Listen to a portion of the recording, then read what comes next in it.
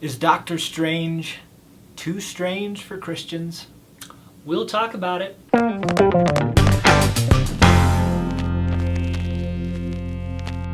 Welcome to the official Plugged In podcast. I'm Jake. I'm Paul. And we're here today to talk about Doctor Strange. We're going to give you a little preview of what is actually in the movie, and then we're going to get into a discussion, the meat of this thing. Heated discussion. Discussion about the spirituality of Doctor Strange. So set up for us, Paul. All right. So, what is Doctor Strange? Doctor Strange is sort of a fringe character from the Marvel Cinematic Universe. Fringe, not French. Fringe, that is correct. Although he looks a little French when you think about it. Oui. Yeah. But he is essentially a magician. And that's going to be key to our conversation as this goes on. Also, sorcerer? I rest my case. Really, we're done here. Technically is sort of the same thing, right? So anyway, Doctor Strange is I almost said Dr. French. Dr. French. Dr. French. Doctor Strange is a magician. He, in the movie, he is a rather arrogant surgeon. Super arrogant. Who has a terrible accident. He crushes both of his hands in a car crash that was his fault. It was totally his fault. Don't text and drive, or email and drive, or practice medicine and drive. Don't do that. Don't remove appendixes and drive. That would be terrible. Terrible. And you might lose your hands. Yes. Well, anyway, Doctor Strange has this terrible accident. He can't get his hands fixed, which is a terrible thing for him because his whole life is wrapped up in what he does with his hands, right? So shouldn't have put all his chickens in the same basket. That's all I'm going to say. He should have learned to operate with his feet, maybe? Yep. I don't know. Anyway, so Western medicine can't help him. He looks to the east. He goes to this place called Camertage that supposedly has some miraculous healing powers. He finds out that this place, he thinks it's sort of like this new agey, weird, mystical, spiritual place that he doesn't want to have anything to do with. You should have listened to your gut, doctor. Until this woman named the Ancient One throws him out of his own body and sends him across on this whole multi-universe trip through weird, cool graphics and the CGI is pretty stunning. Yeah. It's pretty cool. It's a pretty cool scene. So that's essentially where we are. Eventually, the Ancient One encourages him to join her in her quest to spiritually defend the universe, or at least the world. Right, because the Avengers protect the physical world, as she says. Right.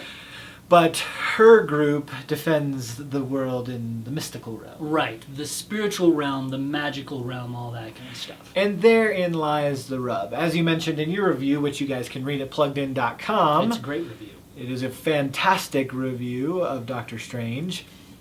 There are some occultish... Some is maybe putting it mildly. Occultish trappings inside this film. Occultish trappings. Yes, including, like pentagram type stuff and these very occultish symbology. Right. Is that the right word? Sure. Well, we'll go with that. There's even a book referenced. Yeah, you love referencing this book. I love referencing this book. Reference it and I'll tell you why. All right. So there's one book that Hugh reads, he studies up on. They have all these weird arcane books that Doctor Strange has to read up on. And one of them, I just caught the name of it, was the Key of Solomon, which was an old grimoire back from the Renaissance times that was supposedly used to conjure up demons. Boom! All that kind of stuff. And therein lies an interesting problem. In that this is not just the stuff of fiction. This type of occultish, these occultish trappings are in the real world. There are people that believe in them. There are people that try to practice them. Right. Unlike Harry Potter, unlike Lord of the Rings, you have a very real world type of environment. Even though this is a fictional movie, it's using things that are actually a lot more real to some people than you probably realize. In fact, this was something that surprised me. I had a conversation with an old friend who grew up a Christian, and it wasn't Doctor Strange that brought him here, but he very much believes in this. The universe is energy, and energy is a supreme being, and there's these mystical things that are very real in his mind because of the things he's learned about these topics that get touched on in Doctor Strange. And so it brings up for me the question of, when is enough enough? When are we going to stop defending these things that we are ingesting as simply, stories? And when are we going to kind of recognize the realities behind them? Because our battle is not against flesh and blood, and that is talked about in the movie, but it's those slivers of truth that I think can be really problematic. Yeah. Because they're these half-truths dressed up to pretend to be something, but really not be truth at all. Yeah, the occultic elements really bothered you a lot more than they bothered me. Now, it's an interesting thing, and I think that it's important to note that those occultic elements are very much a part of this movie. You see weird symbols, you see all sorts of magic stuff. The whole thing has a very Eastern mysticism vibe to it. There's obviously a lot of arcane, occultic elements, all that kind of stuff. All that is right on target. And I think for a lot of people who would go to see the movie or would be thinking about it, those are going to be huge issues. Yeah. For me, I kind of saw all that occultic stuff as sort of an overlay over to what I found to be a pretty resonant story, and one that had some really powerful Christian elements to it. Scott Derrickson directed this movie. He's an outspoken Christian. He talks a lot about his faith on Twitter and other places, and I could see... Directed things like Exorcism of Emily Rose, which was one of the more thoughtful... Again, this is one of the things about Derrickson where I think he's really known for horror movies. Within these horror movies, he talks about sort of these supernatural truths in a very Christian way, and yet they're horror movies. So what do you do with that? You know, there's a tension there, and there's a tension here in this movie that I think we feel right now. I found the idea of Doctor Strange, there were a number of elements that I really appreciated about this movie. Number one, Doctor Strange starts off as a big atheist. He doesn't believe that there's anything beyond the material world. We're all just specks of dust. He is quickly taught otherwise, that there's a whole spiritual realm out there that he wasn't familiar with.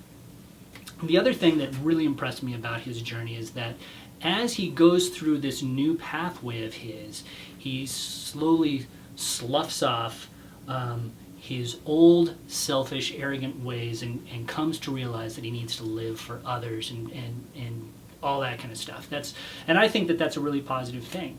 And then, spoiler alert, there comes a time where he essentially makes a very Christ-like sacrifice, where he goes and attacks a very demonic-like creature, actually, in a very demonic-like world. Yep. And he essentially sacrifices himself again and again and again through this weird time loop thing, thus saving the entire world, not just by risking his life, as you see every superhero do all the time, but actually dying for this world, suffering for this world. And so because of that, you have this really powerful, resonant underlay, which I found was pretty profound. And so for that reason, I was able to sort of accept, I guess, a little bit more the occultic elements. But see, that's not really my issue. I mean, it's not like I look at those things and I think, oh, well, this encourages me down this path. It's not my issue, which allows me... But your friend, obviously, that would be a totally different situation, right? Yeah, I think it's important to differentiate between these two things. Between the ability to see these very biblical truths, that there are these nuggets of truth within some of the messages of this movie about surrender, about living for something bigger than yourself, about there being a spiritual reality, and about sacrificing yourself for others. Obviously, we know when we look at the Bible, when we look at Scripture, those are all there.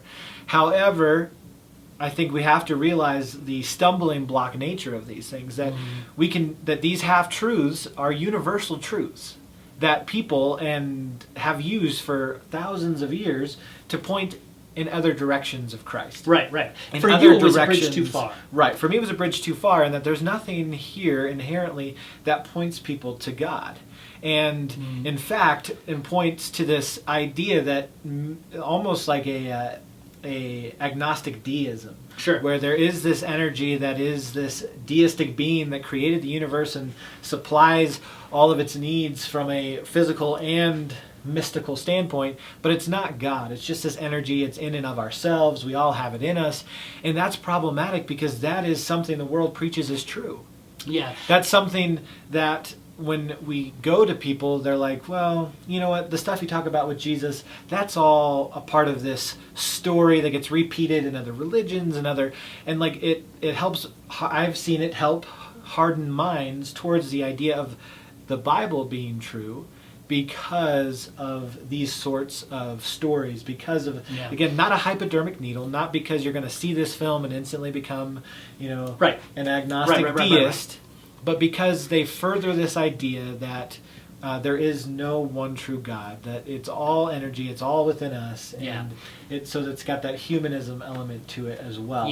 So I think we have to be aware of that and understand that this is a stumbling block for a lot of people. But for others, I would argue that it can be a really great catalyst for conversation. I think that this is a movie that you sort of hold in tension. It's sort of a both and situation as opposed to an either or in some ways, at least from my perspective, because it really can form, I think, a good core for discussion, for conversation, for people to talk about different issues. Jake is absolutely right. This does not explicitly point to God, but I think it does implicitly do so. I think it certainly gives us room to be like the Apostle Paul at Mars Hill and say, look, what you're searching for here in this unknown realm, I can explain it with this known God, with the God of the universe who created it all, and give us that catalyst. Because conversation is really what it's all about. That's where I think heart change really comes from interpersonal conversations, more so than many other things in this world. Well, and here's the truth. I mean, this is a conversation that, Jake, you and I could probably talk about. I mean, unpacking the movie, unpacking it scene by scene, we could talk about this for 2 hours. Exactly. It really is a strong, however you view the spirituality in it, this is a very spiritual movie, and there's a lot of stuff to unpack here. So, so talk to us. Comment section, it's what it's for. We want to hear from you. What did you think about this movie or other movies like it, whether it's a Harry Potter or Lord of the Rings or what is that difference in these types of storytelling that separate the healthy from the unhealthy? And as always, be sure to subscribe to us here on YouTube, like us so we can keep bringing you these conversations. And again, I'll give a plug to Paul's excellent full review at pluggedin.com. Signing off for now, I'm Jake. I'm Paul. We'll catch you guys on the flip side. Bye.